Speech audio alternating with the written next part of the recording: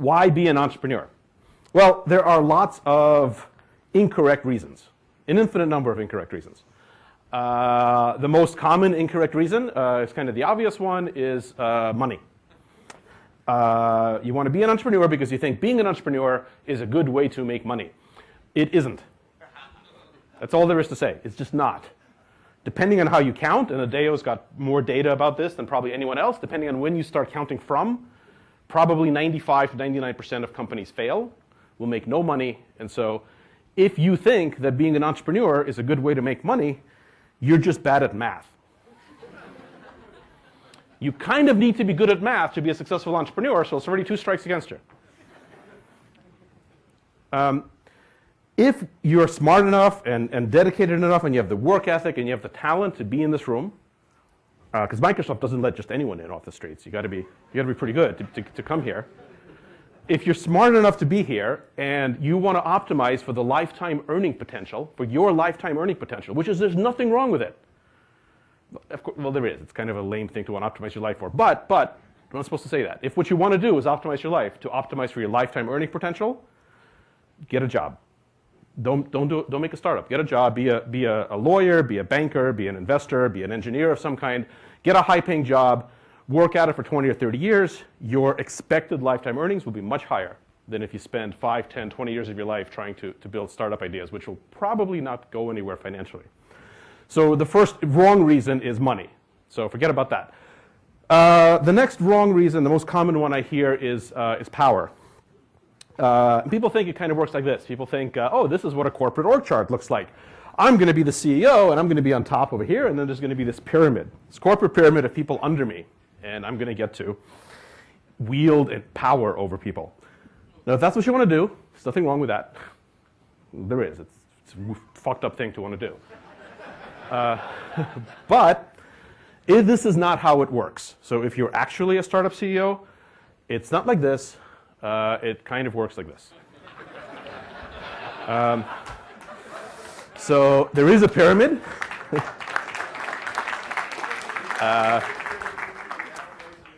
Yeah, the animation, by the way, high production values is like, that's what we're about.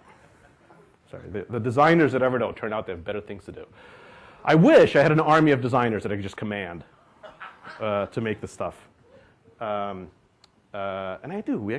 I just counted. We have 31 designers at Evernote now. It's kind of cool. But they all have more important things to do than work on my slides. So I mean, I'm at the bottom, exactly. So this is what it feels like. This is totally what it feels like. This is not me trying to be funny, succeeding at being funny. But this is actually what it feels like. So when you are the CEO of a startup, everyone is your boss. Your employees are your boss. Your customers are your boss. Your investors are your boss. Everyone in the media is your boss. I have never had more bosses than I do now at Evernote. And it doesn't get better. In this sense. It doesn't. It gets worse. Now, maybe at some point it flips around. I don't know. I've never been the CEO of a huge company. Evernote is about 330 people right now. That's the biggest company I've ever headed up. But it is my 3rd startup. And certainly I can tell you for a fact that up until at least 330, it does not feel like you're on top. Maybe at like 335, maybe you got to get those 5 more people, and then all of a sudden it'll flip. So if you are motivated by wielding power, by exercising authority over people, obviously don't be a startup CEO, don't be an entrepreneur. Do something else. Join the military, be a politician, join a big company, do something weird like that. There's lots of other bad reasons. A common one that I hear is flexible time.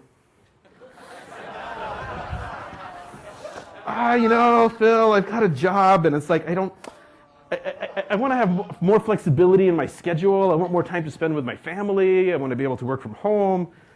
Yeah, it doesn't. No, that's not going to work that way. I mean, and you guys know this, right? If you're in a startup, if you're an entrepreneur, yeah, I mean, I guess you get flex time.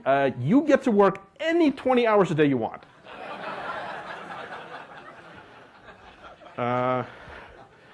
So if your priority, if you're trying to optimize for how much quality time you're going to get to spend with your family, not that there's anything wrong with that. Don't be Don't be an entrepreneur. So an infinite number of wrong reasons. Only one correct reason for doing a startup, and you already know what it is.